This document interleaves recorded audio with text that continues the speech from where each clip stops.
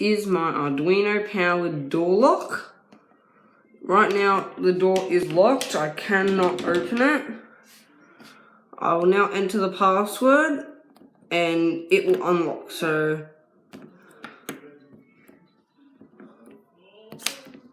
there it goes, you hear it click. That is the mechanism. Basically all this is just the servo motor with a wire that goes down to the latch. When this motor spins, it pushes the latch down and pulls it up. That's the Arduino board. It's an Arduino Uno, and that's the brains of it. That is the battery to power it. I will now press the star button to lock it, and it should work. So there you go, now it's locked. And as you can see, it's definitely locked.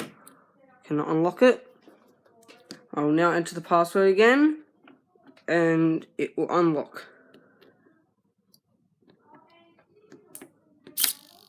There, it is now unlocked. I can twist it now.